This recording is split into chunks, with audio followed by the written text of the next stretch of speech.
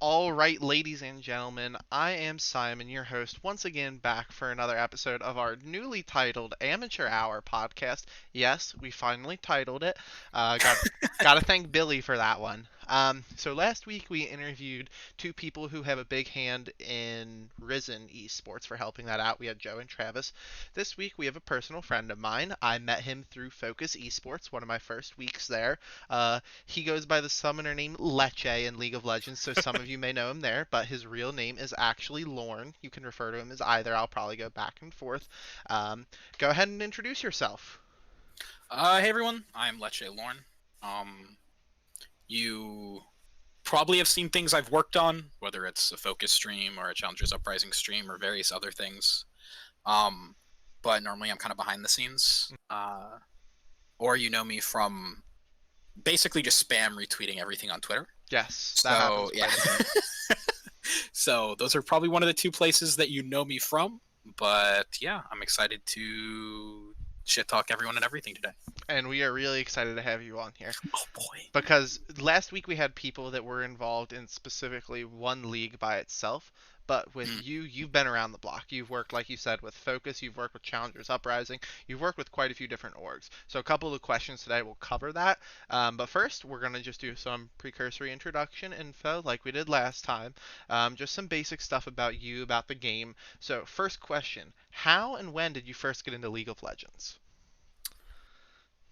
When I was in middle school, I Okay. believe this was season 3, I started playing League. I think Diana or Rengar, one of those two, was my first, whichever one came first, was my first, like kind of League of Legends champion hmm screen, right? Um, but all my friends played the game constantly and would just quote Donkey videos, like every second of the day. Yeah. And me and all my friends would we played volleyball because we weren't strong enough to play football and we weren't fit enough to cross country. Okay. So just in the volleyball locker room, like every single day, they'd just be going like spaghetti and meatballs and shit like that. Okay. And I had no idea what they were talking about. It blew my mind. They just all crack up at the dumbest things. I'm like, what? What's going on? But eventually they were like, oh yeah, we play League. And I hated the game, like for probably still do honestly, but like for months because League is one of those games that like we've played it for a while, so we kind of have we take a lot of things for granted, like knowing what abilities are magic damage, physical damage, armor, MR, health, what items Yeah. give those, just the armor and magic resistance curve in general, like that Yeah. idea. Is stuff that we really take for granted, and I had none of that information, and all my friends did. Like I thought Blitzcrank and Zillion were the same champ. Not sure how, but like that for a while. Okay. That Okay. was happening. So mostly just that's how I kind of started to play, and then I just got addicted, and it's Yeah. It all went everyone knows downhill. what happens there. Yeah. Yeah. It's a long spiral downwards, like you said. The armor, magic resist curve, and itemization. I mean, Yeah. you being a caster for different leagues and stuff, you can probably name off at least 80% of the champion abilities by name. And like it's a big learning curve, and there's a lot of information processing that happens during it. Yeah, just basic stuff. Like the idea of vision is Yeah. something that's pretty much lacking in every other game. Yeah. And like the control scheme as well for MOBAs is just so different. So, everyone knows. We don't need to harp too much on it. Everyone knows League is a god awful game to start playing. It's very complex for beginners. Oh So yeah. you said you got in around season 3. That seems to be the consensus. A lot of the players that still play nowadays, at least in my opinion, a lot of the people that have been playing for a while, it was around that time they got in. Not sure why. That was like kind of when esports was really kicking off for League. So I know that's I think why. season 4 was Madison Square Garden, right? So that was like it was Yeah, season 3 to like 5 that was and really big moments for that. And that was when the LCS first started to be like really good. yeah, because the end of season 2 was right when they did the Staples Center for Worlds, and that was huge. And then season 3 is when LCS came about. So I've been watching pro play since the start of League, pretty much. That's how I first got into it with my brother. Mhm. But what about you? When did you first start following the competitive scene? Because I assume you do. It's kind of hard not to if you're Yeah. not part of the amateur leagues. But I so I used to be a bit of a Latin nerd. So there's okay. like this whole convention called like JCL or Junior Classics League, hmm which I was kind of a big deal. I got like pretty high rank in Roman life on the state level. So yeah. But that's probably where I peaked. But when we would go to these like big conventions that were like Mhm. once or twice a year, um, one of my friends one time, Joseph, he was just watching League, and this was still kind of when I was learning the game, and Mhm. I thought, and I said it to his face, I thought it was the dumbest thing I'd ever seen. I was one of those things where I think I literally said, "Why are you watching a game when you can just play it?" And that's when I first learned that, like, I think it was watching a Copenhagen Wolves match when Pearson was on Ooh. it. Ooh. Yeah. And it was like, I just don't get it. Like, it just doesn't make sense to me. So that's how I first started watching Pro League.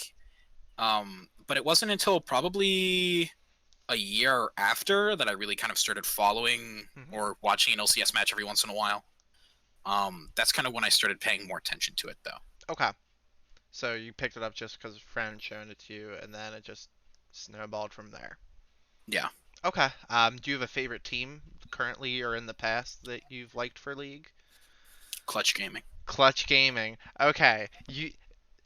You went on a tangent. Was it last year that Clutch Gaming that like you became their super fan and they were going? You Yeah, tell the they gave story me. better than I do. Okay, so this goes a long way back for the start of it. So I live in Houston, Texas. That's where Clutch Gaming's based out of because they're part of the Rockets, Houston Yes. Rockets basketball team. And so I thought that casting was really cool. Like I loved Rivington and Freak and Kobe, like everyone does. Mhm. Way back when. And I told my friend a few times. I was like, "Hey, dude, um, I casting seems really cool." And we talked about it every once in a while. Anyway, uh, at the time, I think this was probably season 7 or 8, Mhm. two and a half maybe years ago, 2 3 years ago. Every team was streaming their own academy games. That's just what happened. Mhm. Every team would stream, I think, their Thursday match, and then Riot would stream their Friday match, if I'm Yeah. correct. Anyway, so this meant that a lot of the leagues would just kind of get some of them, like Team Liquid and Cloud9, just got two coaches to sit in their facility and watch the game next to each other and kind of semi-cast. But there were a few, I think CLG and Clutch were the two big ones, Mhm. that wanted to make it a real production.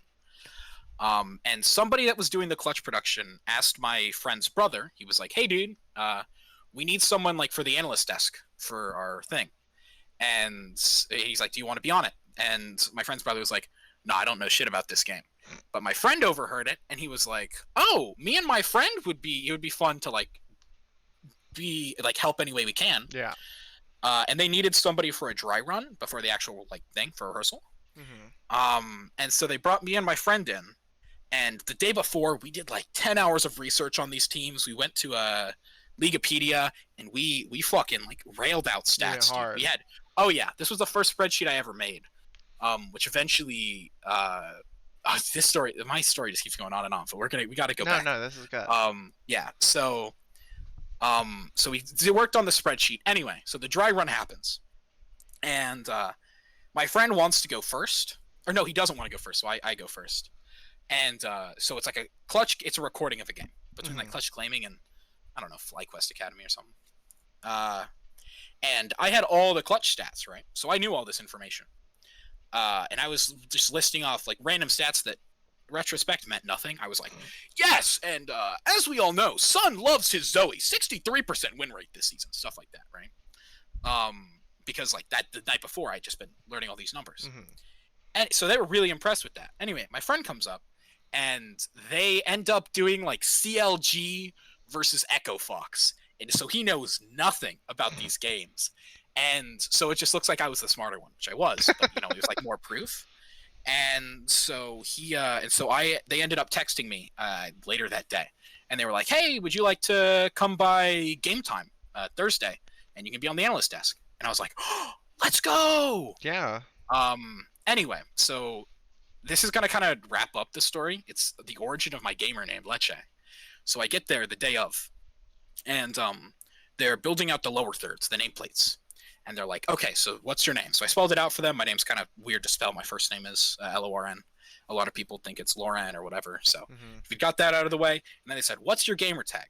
At the time, it was Fedora Master, but fuck me, there is no way. There is no way I'm putting Fedora Master on the lower third in front of like thousands of people or hundreds of people or however many people are going to watch this Academy broadcast. And literally like seconds before, me and my friend had been talking about like changing my name to Dulce de Leche. So the first fucking thing out of my mouth is Leche. Just the first thing. And luckily, the game tag was open in League. And yeah, Otherwise, so that's that would have been unfortunate. oh, it would have been really rough. Yeah. But yeah, so it was a lot of fun. I ended up meeting casters who I know today during that. That's Like cool. Rafa. Okay, He yeah. was like the second person ever to follow me on Twitter, and then we met again during Challengers Uprising. And yeah, it was a lot of fun. That sounds super cool. So you've like had a first-hand experience then with some of these like actual pro teams then and helping them out. That's really, really neat. Yeah, peaked real early. Peaked real early. Was that the only time you've helped them with the analyst desk before, or did you ever do it like past then? That was the first time ever. I was insanely lucky for that. But since then, it was because I just put that in my Twitter bio. I was like, I've experienced clutch gaming or whatever. And that's what ended up. My friend, the same friend who I pretty much just piggyback off him. My same friend who had like introduced me to the clutch stuff is he was playing in Focus season 1, Mardor, and then he ended up like telling me about it, and I was like, oh, that's really cool. So I follow him on Twitter. And within 5 minutes, there was like 30 Twitter followers for Focus or something. Yeah. Then 30 minutes, the account DMs me and goes, sorry to expose you, Sabe, but it's like, oh, you've worked with Clutch? And I'm like, yeah. And then it goes, well, we're always looking for casters. Ha ha ha ha ha ha. Question mark, question mark, question mark. That is very Sabe text. It was. And that's how, and then like I drop in the Focus production server eventually. And it's literally just a text channel called text channel and a voice channel called voice channel. Yes. And then I was like, just give me admin perms. And so, yeah, that's how I became the first kind of like head of stream for Focus as well.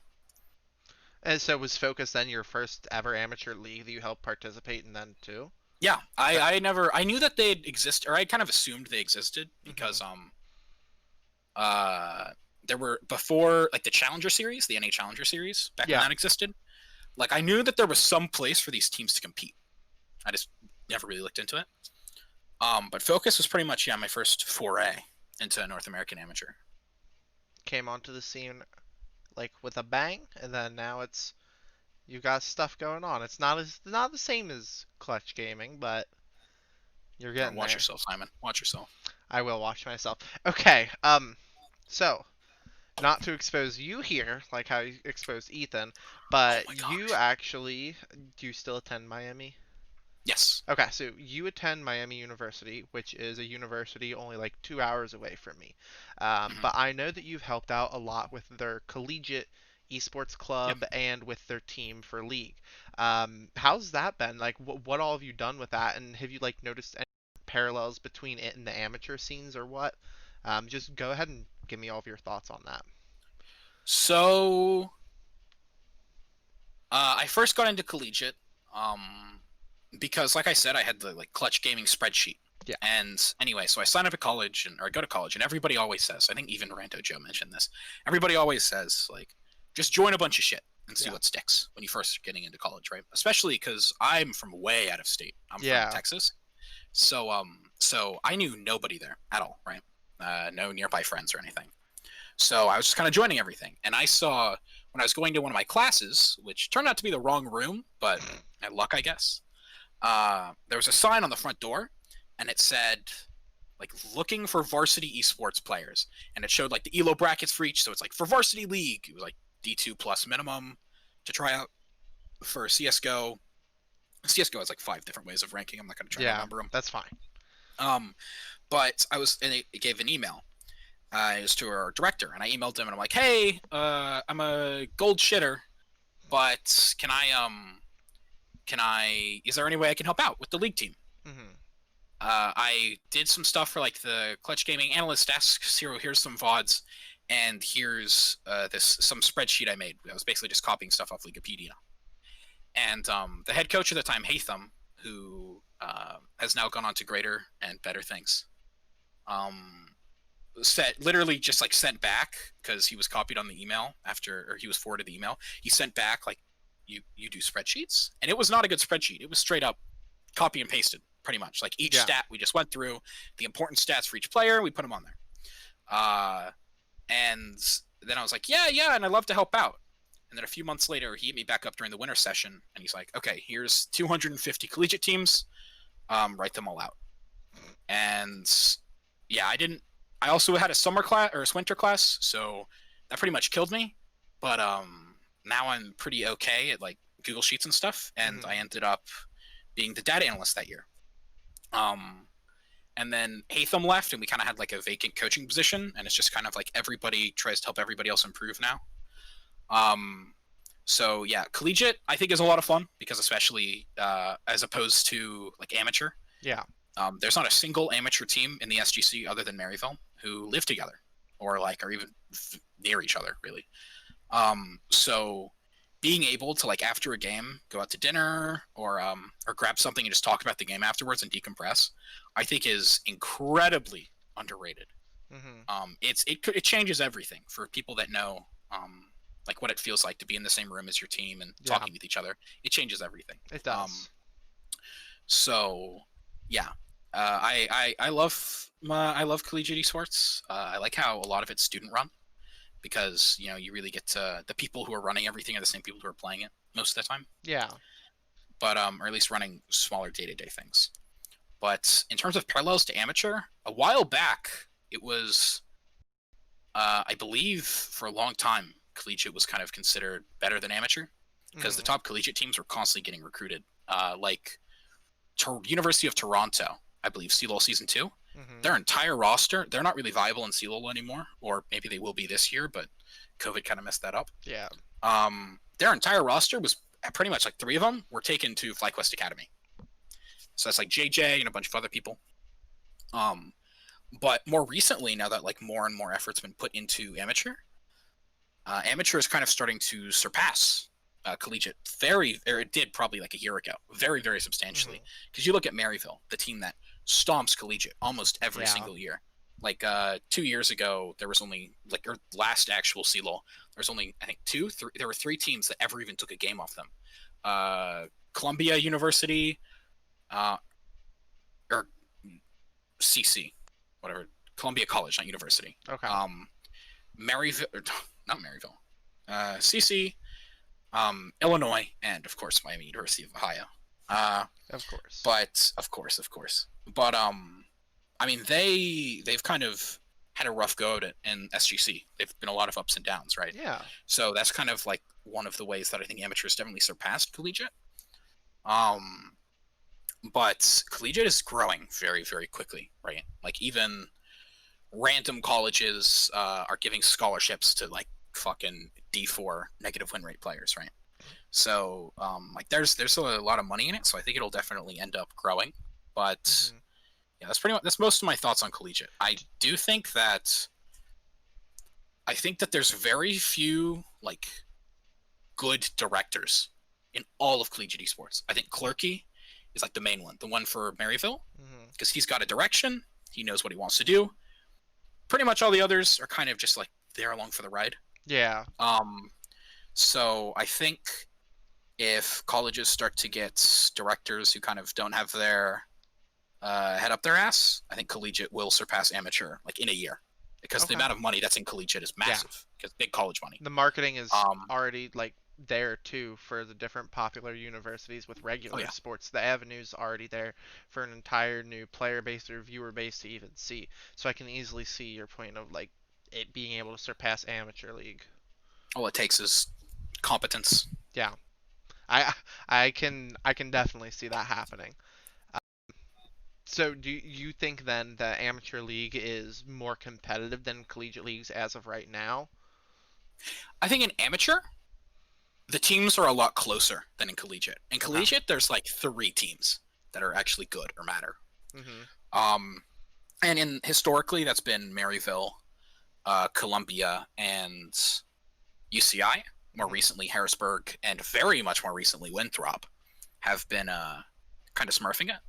Okay. So, um, in amateur, for instance, like you look at not to shield too hard, but like you look at the Challengers Uprising semifinals. Mhm. Both went to 5 games. 100 Thieves versus Polar Race and Anu versus Frostfire. Mhm. Like these are not teams that anyone expected to go 5 games. I don't think a single analyst, other than Rafa, who really wanted Frostfire to pull it out, Yeah. predicted 5 games for either of those. Um, but in amateur, it really does feel like bottom teams can take games off top teams pretty easily. Mhm. I mean, just look at Long Beach, Redacted Nation. Like they're out here killing it sometimes, right? I mean, with their kind of wacky style. So I think in amateur, everything's a lot closer than it is in collegiate. Um, that's pretty much my thoughts in terms of like how the power structure is. Yeah. Because in collegiate, so much of it is, It's top heavy. um, yeah, it's like which schools put in the money. That's what matters. Yeah. That the real money. That's why it's like Maryville and stuff. But in amateur, it's who is going to put forth the most effort. And yeah, money's always a part of it, right? You got to for the top teams, you pay your players. Yeah. But when you look at these um smaller teams, that's just 5 guys, Mhm. like Frostfire, 5 guys coming together. Uh, just wanted to play some League of Legends, and they're smurfing it, right? Take Anu, who are the favorites now that 100 Thieves have been shaken up, are the favorites by far. They take them to 5 games, almost beat them, like with blind pick Jinx 2 games. Mhm. Absolutely crazy. Jinx Sona. The Jinx Sona comp is disgusting, and Yeah, that's really taken a hold of like the scouting circuit for what's it called, for the scouting grounds. Like yeah, it SGC. it really feels like that's something that was innovated in the amateur leagues, and it's been being played a lot. But I don't know. I haven't seen it elsewhere. But I like I get your point where the teams that are lower aren't necessarily 1-8 compared to an 8-1 team. Like it definitely feels like they are more even in skill with the higher ranked teams. Yeah. No, no, don't get me wrong. There's some SGC teams that are kind of abysmal considering the competition they go up against. It's you just look at like Leaguepedia, look at OQs and stuff like that. Look at any regular season records, and you're going to see that. But at the same time, uh, you also see teams like Radiance who underperform quite a bit of the season, get on the real up and up, and Mhm. take down or take even a lot of other teams that are supposed to win it. Um, so there's a lot of kind of that LEC meme that's going around. Anyone can beat anybody. Mhm. That exists in amateur very, very heavily, especially with teams who don't have a lot of experience. If you don't have like 5 academy players like Anu does. Yeah. Okay. All right. Well, that's a really thorough interpretation of the collegiate scene, and I didn't even know a lot of what went on behind the scenes. Kind of like how you said with the bigger teams, like the three main ones always winning. But that was really good insight. I was very happy to hear that. Well, thank you. Um, I don't have hair. I can't do that anymore. on the topic of just different leagues in general, because we've talked about amateur and collegiate, onto the professional leagues that exist. Do you have a favorite region you like to follow that OPL. has OPL? OPL. Is it for any particular reason? Is it because of their production? Is it for casters? Is it for what? Pabu is my king. Pabu. Okay. Jungle for PGG. I love that guy. Okay. He like played fiddle. Is like one of his first games coming back, and everybody at the time was like, "Oh, fiddle's kind of bad." And I love his trash talk as well because he comes in, he's role swapping. He comes in and it just says like, "Wow, every jungle in this region is shit. I guess I just have to beat him." And then he did, and I love it. And OPL, um, I think it's just a culture difference. Mhm. There's always kind of like that double lift meme and stuff where it's like shit talking. People don't shit talk enough. Yeah. But it's because like when you do and then you lose, it blows back up in your face. It doesn't matter how many times people in OPL lose. They'll call everybody else garbage. You could be 0-12 during the regular season going into your next game, and you're like, "Who the fuck are these guys? Some randoms?" Like Yeah. that's just how it is. And I love it. It's a lot of fun to watch. That's really cool. I haven't really followed too much of the like wild card regions recently because it's kind of hard for me because with a normal sleep schedule sometimes I'm not able to catch different regions games. Yeah, those games come on at like 3 a.m. Yeah. It's a little bit hard to watch them and I'm not dedicated enough to watch replays, but that's cool. Um, is there a region that has the best production and best setup out of any that you would say? Um, I think that a lot of people shit talk the LCS production, um, and I don't think that a lot of them are in the like position to, because they don't understand a lot of the things that go wrong and why they do. Hmm. Um, but it's garbage. I think LCS needs to clean up so much to even look like a competent anything. There's so many issues, so many issues. Um, and that's really rough because I love watching LCS. Yeah. And I see every single week, I see them improve. And I think that's one of the things that matters, right? And I'm sure that they were kind of expecting in the back of their minds to do something in studio, and then that just hasn't happened. Yeah. So I think that it's really, really rough for LCS. And I do think what matters is that like every week you can see, oh, they're even if sometimes they don't land, oh, they're introducing more bits. Hmm. Oh, they're this is a new kind of this is a new like base race scene during the game, which they the weeks before said they straight up couldn't do. So it's stuff like that that I think I really really like out of LCS is that they're constantly changing things up. I just wish that they had started a little ahead of the curve instead. But kind of the way that I see it is if you're looking for the most fun gameplay to watch, you watch China, Hmm. 100%. If you're looking for the like biggest brain kind of plays, you watch Korea. Um, and I'm stealing a bit of this from just like this opinion from Nigeria, Hmm. and because he said this, and I think he's so right about it. I just never really put it into words. Because when you watch Korea, every time I watch a game that LS casts, I learn something new. I'm not his biggest fan, but every single time I watch an LS cast, I learn something new. It could be something. One time I learned like about the Kane versus Alawi top lane matchup. Neither of those champs were in the game, but I learned something new. And then if you want a like a nice mix of both, you watch LEC. It's got good gameplay, and it's got good analysis. So it's kind of a nice mix between those as well. It happens during hours that you're awake. Yeah, that's a big Um, plus. it's a very big plus. Um, and it's kind of rough that just LCS doesn't really have a selling point like those do anymore. Hmm. I'm excited to see where they go next season though, because you can't change up everything as LCS right now, especially Yeah. when you have a lot of deals that you have to integrate and stuff. But I know that they definitely like are listening to a lot of the criticism and comparisons. So I'm interested to see what like kind of tone and production angle they go for next season, especially because they'll probably, pardon me, they'll probably be back in studio, which makes things Hopefully. so much easier.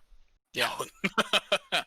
yeah, It definitely makes things a lot easier, like you said.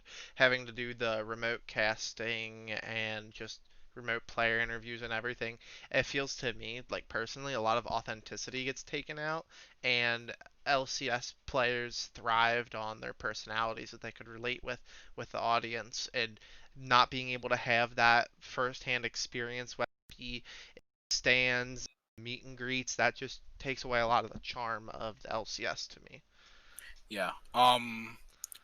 One thing is, I ended up going to like the LCS live last season during Hmm. Clutch Gaming's final regular season game. Uh, Me and my friend flew out. We like went in full cowboy gear, and since they had a bunch of merch that they just weren't going to be able to sell, I got a bunch of it, which was a lot of fun. That's sick.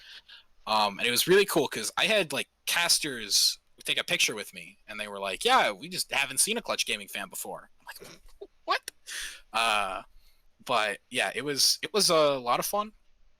And like as someone who's like been in those stands, tickets are pretty cheap, and the food there is like pretty cheap. So Hmm. if you live in LA, it's so fun to go to. I mean, it's a fantastic experience being in the LCS stands. That studio, just watching it through the screen, doesn't do it justice. Yeah, that's cool. That's some neat personal information on it. Um, you covered what you feel about the different leagues for professional leagues. Like the LPL, you said is more exciting games. Korea, it's just more methodical, more best games or whatever. If you're looking to like start analyzing games, Korea is definitely the way to do it. Like having LS break down things live for you, and also in Korea they have a much more kind of standard game plan. You were trying to watch League and you're watching China, that's going to take a while because you're like, I guess that was the right fight to take there. Half the time it's not. They just want to fight. Yeah. So but like in Korea they have a more kind of, I don't think it's a better style, but it's kind of like a more slow-paced, methodical style, Mhm. and that makes it a lot easier to understand. Okay. Okay. All right. So this is a little bit of a change gears. Um, Production in amateur leagues with stream setups, with interviews, with content. What amateur league do you think has your favorite production out of any Challengers of Uprising, Challengers Uprising? and Okay. that's not biased because I'm there. Okay. Um, I think that every single other SGC league has four. Is my there? My hand is on camera. They have four steps in every production, and they repeat it at the beginning. Oh, that's going to be weird. Kind of counting from the other way. That's fine. At the beginning, you have a countdown. Then you have casters talk over the draft. Then you have another countdown. Then they get in game, and then it repeats. Countdown. Casters talk about draft. Get in game. Uh, there was a Countdown. countdown in there that I missed. Yeah, yeah. Yeah. But every single league, the difference in production is how shiny the sheen on that is. Mhm.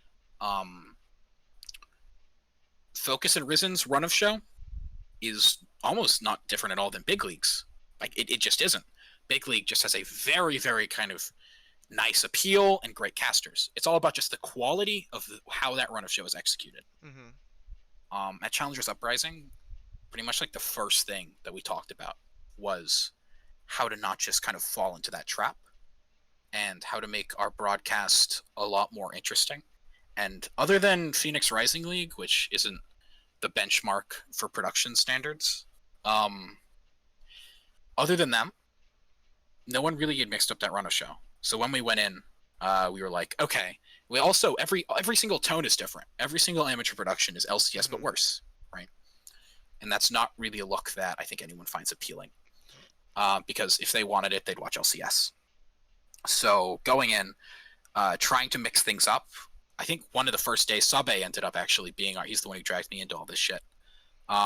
He one of the first things he was talking about is he was like, I don't want another amateur.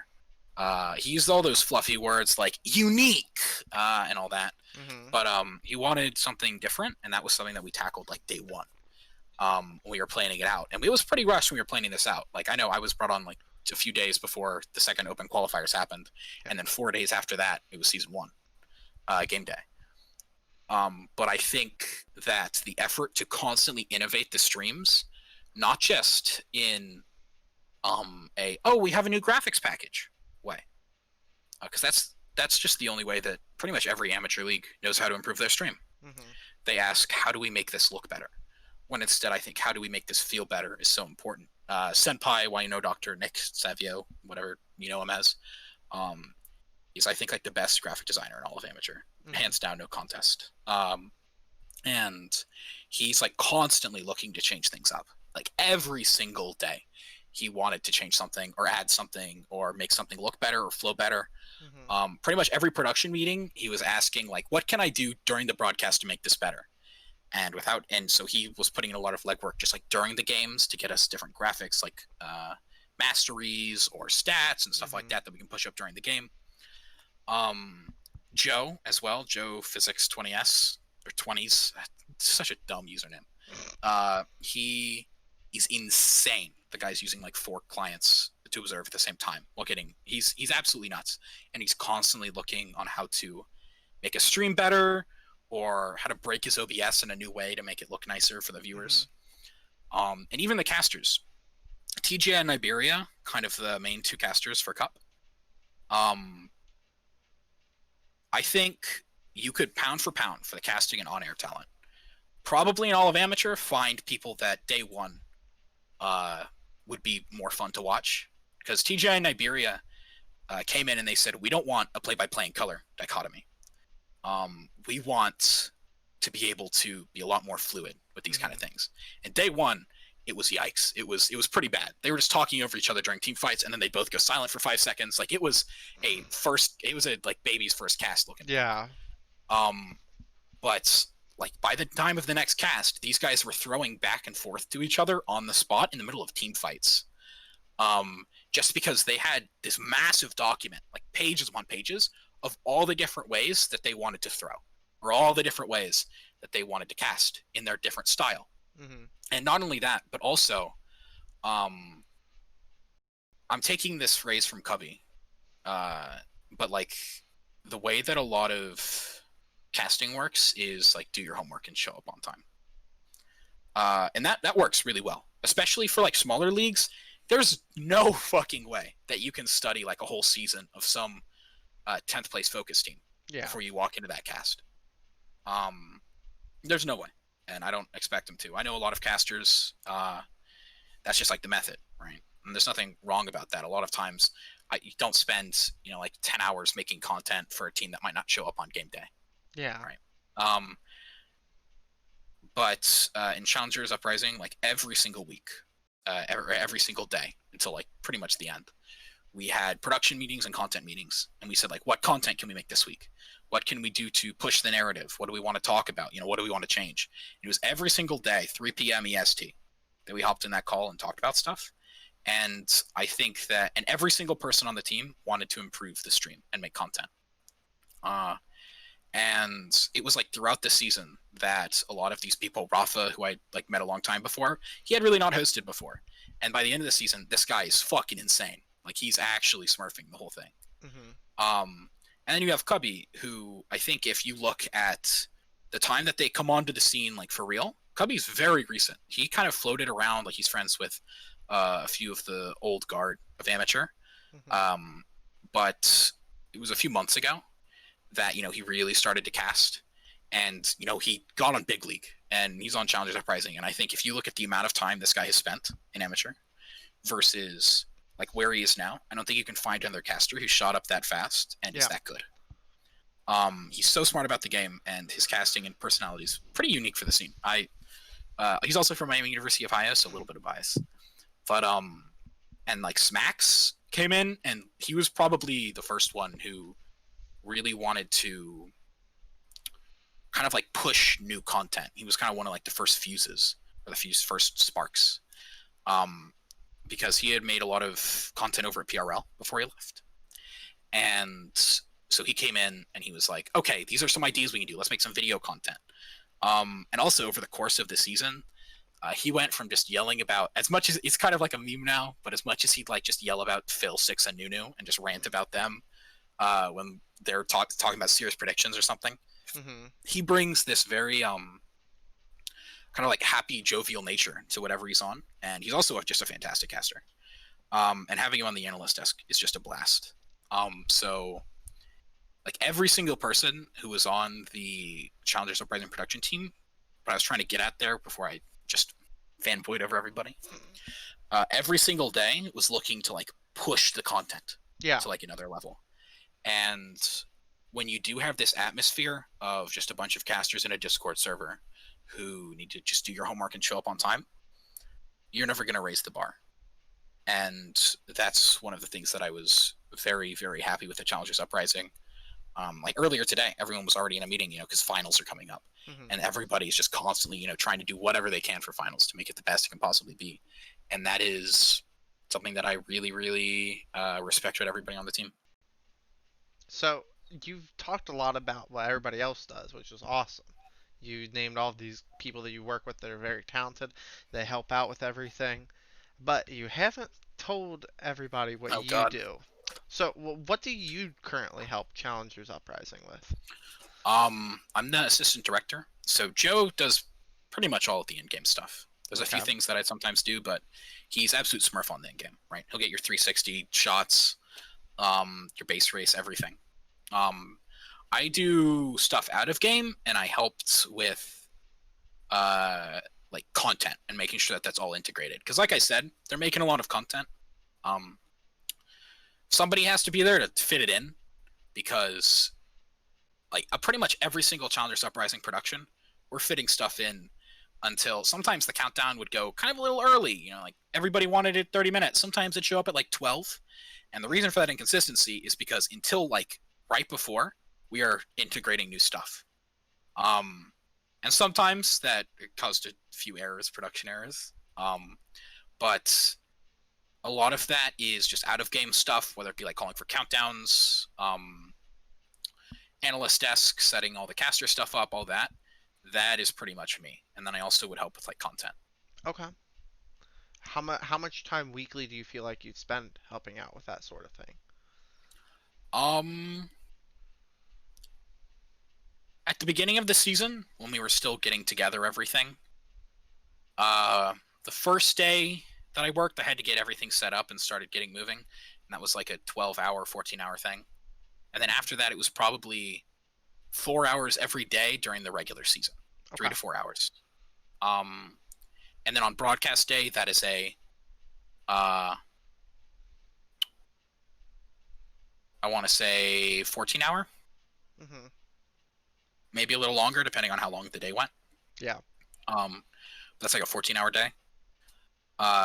So average that out, however. Okay. So normally about 4 hours per day across 6 days. It's 24 plus 14 on production. Is it one day only for Yeah. production, or is it 2 days? So that's For regular season, it was just one day. yeah. So that's 38. So almost 40-hour work week for production. I don't think people realize how much time actually goes into setting up a stream, setting up the players, getting the production, getting the graphics, getting the collaboration down. Like that's one of the most underappreciated aspects. All that behind the scene work. People just look at it and they're like, "Okay." But the behind the scenes work is massive. I agree with that on a surface level, Okay. but this is you told me you wanted a little bit of spice. Okay.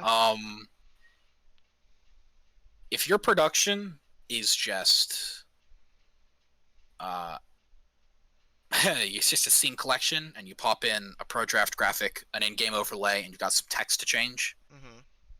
um and you seriously want to elevate, your production and get more viewers and more outreach, and that's seriously what you want, you do need to go back to the drawing board, because pretty much producers for in-game, uh, for almost every league, it's one guy, probably got 2 or 3 monitors, and he loads into game, he changes the scene whenever something new happens, loads into game, presses the D button for direct cam, presses Control Z and zooms out a little bit, and then they go and get a stack.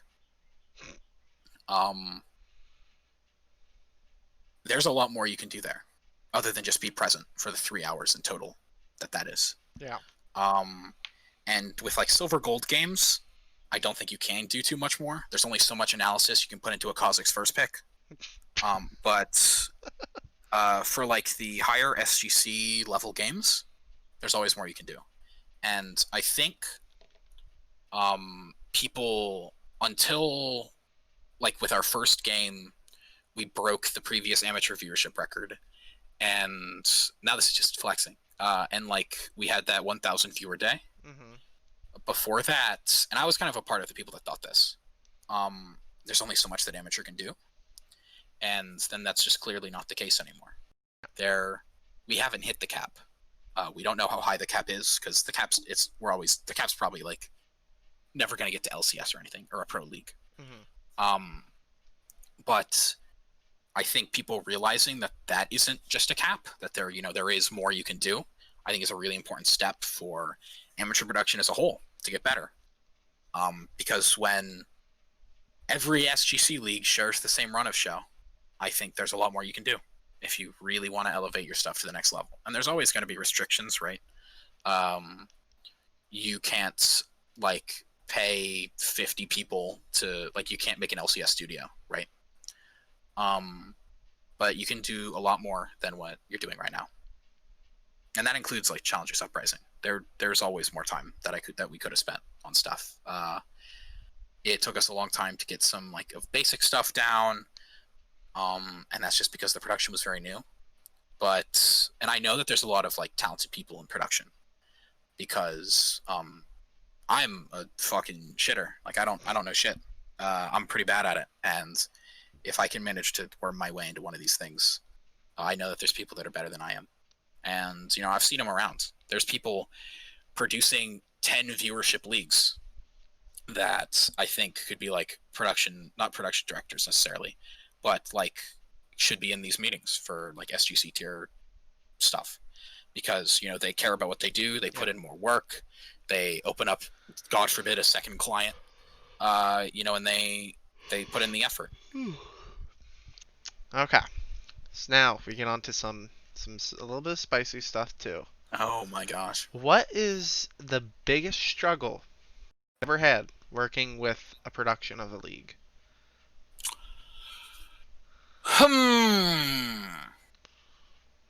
As in, like, okay, so I assume this is like the biggest issue, right? Because if we're talking like time, that's probably just like Challengers Uprising. It's really annoying to just like, or it's not annoying, but it's like a lot of time and like effort. So that's Mhm. probably the highest effort thing that I've done. Um, but struggle, uh, I'm not gonna.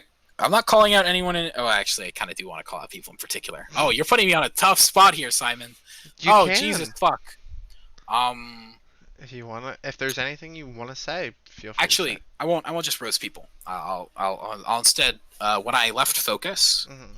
it was because originally when I came on, I was pretty clear with Sabe that I only wanted to be on for like one season because Mhm. that was during the summer, and I like collegiate stuff a lot, and I wanted to be there with the team and spend a lot of time with the team. So my biggest struggle is probably when I ended up forgetting to tell them that I didn't want to do season three.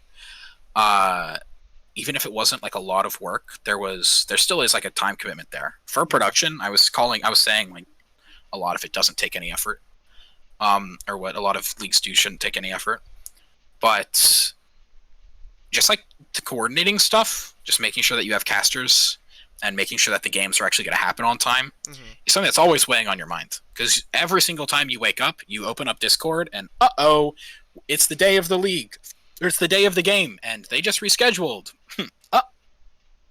I remember in Focus, there were literally days for Propel that every single team rescheduled, and it like to hours away from the normal game time. So we're sitting Mhm. here like, well, what the fuck do we do? Um, well, the only team that hadn't rescheduled was Dead Vision T1, so we ended up streaming them like 10 times. But yeah, so I do think that it's just like the little things. I don't think that there's ever one major issue with a production, and if it is, you always end up kind of overcoming it. Mhm. Like, just it's all the little things that I think like every other production anybody can relate to. Where it's like, oh, a team we just started, we went to caster cams and the teams can't start yet because one of them's in the bathroom, and then it's 30 minutes later. Well, I guess we have to find another game. Well, all the other games have started because this one is late. Well, what do we do now? Oh, well, this one was rescheduled. Like, it's all of those little things that just Yeah. compound. And I think that is like the biggest struggle with production stuff. And it's so hard. Like, my heart goes out to like anybody who does anything in any silver gold league. Jesus Christ, dude. I don't know. My brain imploded after like a week. I don't know how they have the mental fortitude. I'm just not that good. I'm not that strong. Because like color casters that are down there stuck in like casting hell. Oh my god! Like, I made a joke about it, Kozik's first pick, but that's a real experience. Like, what the fuck do you do? Yep. It's just you look at their OP.Gs and you're like, oh, this guy's a one trick. Well, that's all I have to go off of. So a lot of it, I think, is just dealing with kind of the like for fun teams, and like I love the for fun teams. They're always the most fun guys to talk to, right? Because they're just there to have fun. Mhm. But Jesus Christ, dude, when they're like 15 minutes late to a game, it makes me want to blow my brains out. Yeah. That's that. Thinking about it is getting me tilted, Simon. I don't know. Well, I don't want to tell you too badly. So Now I'm angry. okay, to make you a little less angry, Oh boy. what's been the best part about like running the production for one of these leagues? Like, what's been the most rewarding part for you? All my Twitter followers. Twitter, dude, you gotta get those um. DMs. All those Twitter Oh, followers are 100%. huge. Hey, I see all these people who have like more followers than me, but everyone that's following them are like 5 follower randoms. Me, I got Focus Esports following me, buddy. I got Risen Esports on. Watch yourself. That's big. Yeah, that's big right there. That's big SGC money. Um, Probably the fun part about production is like when you do push the limits and make something great, Mhm. which I think is why I got so burnt out with like Focus stuff, because at the time when I first came on, there wasn't a Focus stream. there just wasn't. The idea of having a stream head, that didn't exist when I first came on. Mm-hmm. When I got the stream chief position, which I think now would be called stream director, with how they've mixed stuff up, I didn't even know that I got it. It was like a week later when Lean pinged me in the chief chat and was like, "Congrats to Leche for getting promoted." And I was like, "What the fuck are you on about? Wait, I have a purple name now." Purple. Yeah, exactly. But like when I originally joined and like first made the first stream, which that season 2 streams were shitty, but they were something. Yeah. Which was improvement over nothing. So I think it's when you are like improving your craft, that's when I like it the most. But when you're just like stagnating, I think that's what always gets to a lot of producers, because it doesn't feel like you're really doing anything or getting anything. But for me, it's always like when I'm pushing those bounds that I enjoy it a lot more. That it's a lot more fun. So just the constant improvement and pushing boundaries is the most rewarding thing for you. You're not because content. I mean, because like if you're content hitting the directed camera button and leaning back in your chair for like 40 minutes, I don't know. you don't want to get complacent. That's boring to you. Well, I mean, yeah, because like if you're not getting better, like why are you there? Like that's a real question that I have to a lot of producers. I think a lot of producers like just aren't paid in the scene because they just like want to help out and show up and stuff. Mm-hmm. And it's like if you're not getting paid, if you're not like improving your craft, if you're just showing up, why are you doing it? What is the plus side for you? Do you get like a little special staff role, and so you get to see the super secret messages that they send memes about? Like, I don't know. What is your game? What game are you playing? Yeah, I think that's kind of my real thought as well. Okay. I don't know where exactly that tangent came from, so I can't make a nice sentence about it, but that is definitely something that I feel. Need nice sentences. Okay. Perfect. All right. What is the most number of games you've had to run production for in a single day? Is it just the maximum 5 for just a playoff best of 5, or has it been more? Much more. Much more. Okay.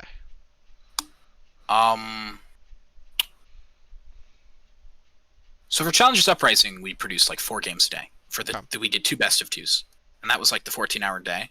A lot of it was just set up in postmortem, where we break everything down afterwards and talk about what we can do better the next week. But I've run tournaments before where it was like 20 hours, and I showed up like an hour before the game started. And I don't know how many games that was because I've tried to wipe that from my memory. But there are tournaments that are just like one-day chonkers of a tournament. Yeah. Where the TOs are like, well, everybody told us best of 3s were the most efficient way to find, like who's really the best team, and best of 1s are kind of a meme. As well, they told us that double eliminations were very important, and we have 32 teams that have signed up. This can't be that long. Yeah, so probably one of those one-day tournaments. Okay. But like the ones like Risen, Focus, SGC kind of leagues, Sugar Free, all them. Those are just like show up and do one match. Yeah. So they seem a lot more manageable than the larger one day. You know what you're getting into when you like produce a Focus or Risen game, right? Yeah. When you're producing random one-day league tournaments, dear lord, like you never know what you're going to get with those. Mm-hmm. Okay. Do you have a favorite series that you've ever had to run production for? I once ran production and casted because back when we were first starting the Focus stream stuff, most casts I did both. Because if we could only find one caster at the time, because when I joined there was like 3 people in total in there and 2 of them were admins. Yeah. So when we were first building the team, I was a caster for most of them. Sometimes I was solo casting and producing. And as someone who loves casting, that did make me actually really happy. That was like most of the fun for me. Mm-hmm. But when I first followed Focus on Twitter, like I mentioned, I also signed up for a team. Inting is Improving was what it ended up being called. The Hmm. Legends. 3-1 in finals, the Leche curse. But uh, I also ended up doing production. So if we couldn't find a streamer, which 99% of the time we couldn't, what that meant was uh, I had to produce it. So we found a sub jungler, Alex P, the most alpha male to ever exist. Hmm. Um, and I remember I had to produce my own team's game and I cast remember it, this. and I flamed them every other sentence. It And I was was like, great. and Alex P runs it down the mid lane. This guy clearly just doesn't want to win today. What is Inting is Improving doing?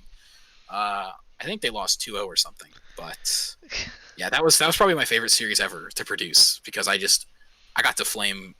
Yeah, that's my most fun. Or the int houses. I was Oh, wondering if this would get brought oh up. my god! I thought, oh no no no no no no no Was no. that was that blocked from your memory? It was me and Majin. You Every time someone brings it up, you and Raider. for the record, for people that don't know, because this was like halfway through Focus season 2, I think. Hmm. Um, Sabe wanted to just, Jesus Christ, Sabe just wanted to like play a competitive game of League of Legends. So he was like, he pinged everybody, all like 100 people, 800 people, or 1,000 people that were in the server at the time, and he was like, "Hey guys, I want to play an in-house." and they found people, and he was like, "Hey, stream the in-house," and I was like, "Sure." What are the team names? And he just didn't respond. So we ended up giving them names like that. Just and me and Majin, Raider, whatever name you know him as. I think now he's Murkies. He goes by Murky's now. Yeah. Um, I needed a caster, and he was online, and I pinged everyone in the production chat. I'm like, Sabe's trolling me. Somebody please show up. And he did, and he was like, I can't if no one else is. And we just flamed the shit out of both of the teams playing It was great.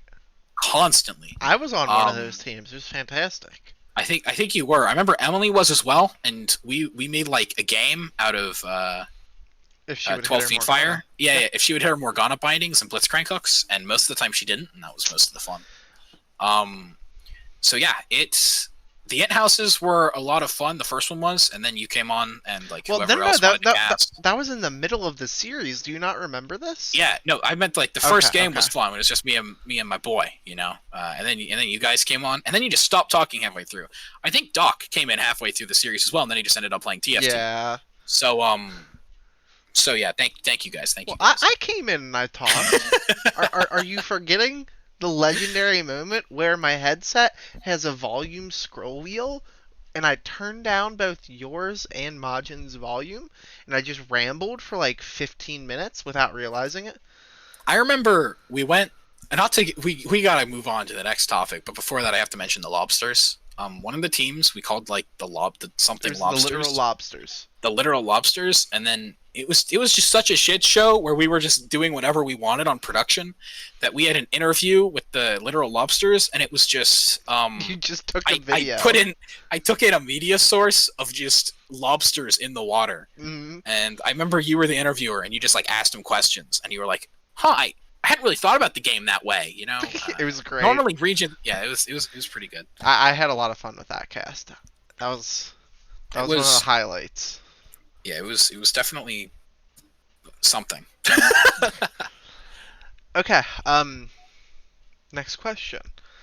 Do you have any advice? You've given out quite a few pieces of advice for this whole podcast, but do you have any pieces of advice you would want to give to either a younger you or somebody new to the scene that's wanting to get their start in production or casting?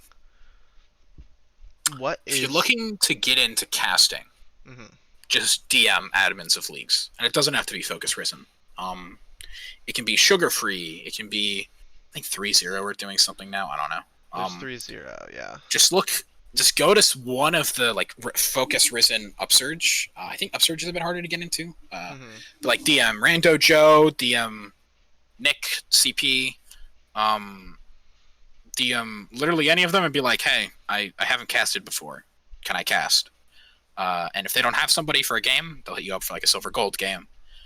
Or just look through those leagues' Twitter feeds. Just scroll down, and eventually you'll hit some retweet of some random smaller league, and then you just go to them and you DM them on Twitter or on Discord, and you're like, "Hey, can I cast for you?" And half the time they'll just say like, "Oh yeah, sure, we need people anyway." Especially if they are trying to build up that stream, right? Yeah. That stream team. Like back when we were getting casters for Focus, it was literally just anyone that wanted to cast, we took them because we just needed people in the server, Yeah. right? There were people who had never casted before in their life, and I just put them on the desk with me, and I was like, just kind of tried to lead them. Yeah. Yeah. So a lot of it is just, and this is such bad advice because everybody knows it. Just put yourself out there. Just DM people. Like, they're half the time, even if they say no, they're happy you DM'd them, right? Because they're looking for people. It's not as if leagues are ever going to turn away staff members. Yeah. So just DM everybody. If you get turned down, so be it. If not, just build up, cast enough games that eventually you'll be able to say, "Here's a VOD to prove that I've casted before," and then they'll go, "Okay, great. Here's our production server invite." So just getting yourself out there and getting the experience. Yeah. And I'd say it's the same for producers. To become a producer, it is not hard. Like I was memeing about it earlier.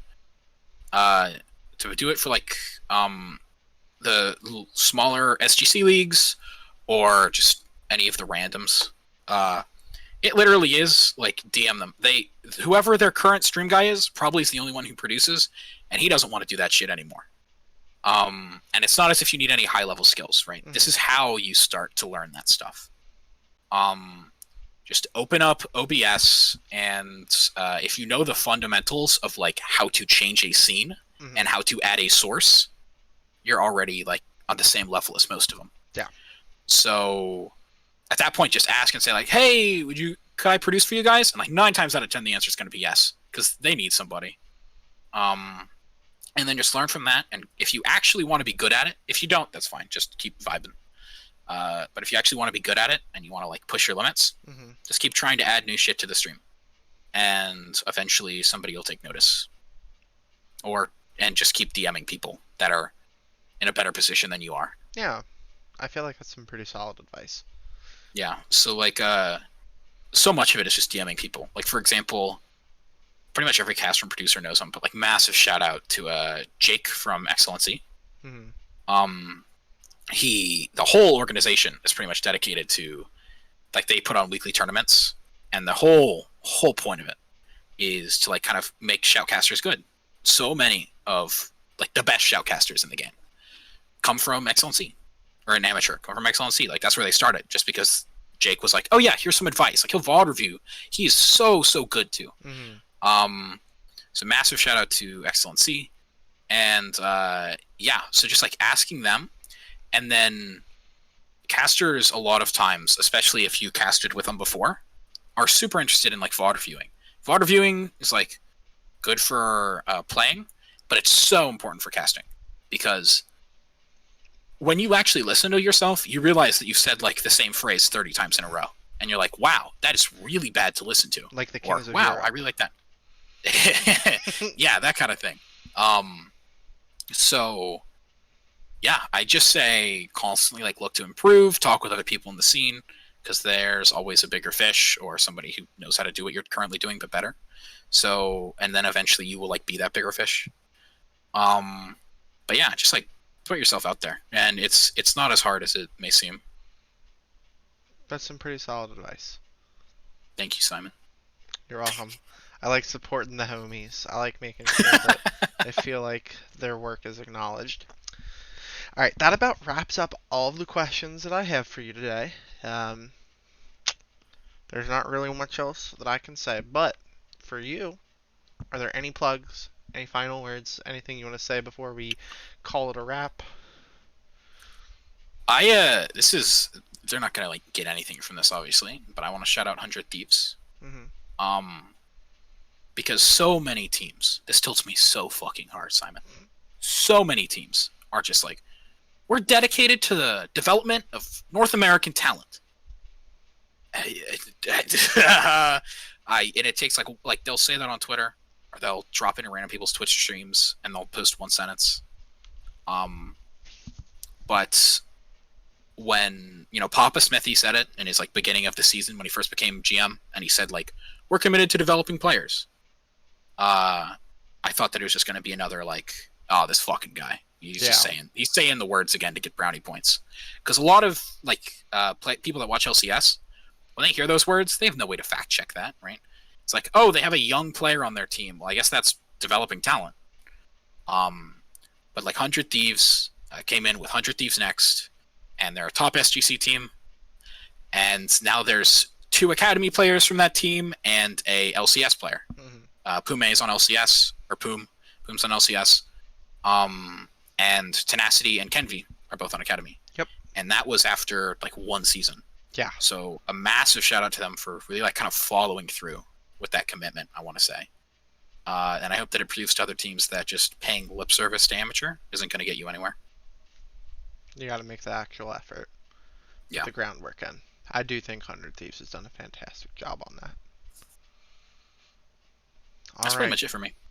Well, that's it for me too. If you've managed to stick around this long, I really appreciate it. It was a really fun interview that we had. I know it's probably around an hour or so. It's why it's called Amateur Hour.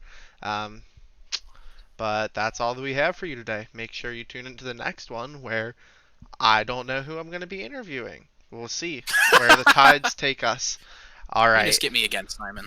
I'm always down to talk. We can just do the sequel. All right, Amateur guys. Hour 2. Like Rush Hour 2. Oh, that sounds like we need to wait a year or so for the sequel to come out. See where things have dropped. All right, yeah. But seriously, I appreciate you guys listening this long if you have. So until next time, peace. Yeah, yeah, yeah. Yeah. Better off. I am wicked, you're insane. But I wouldn't have it any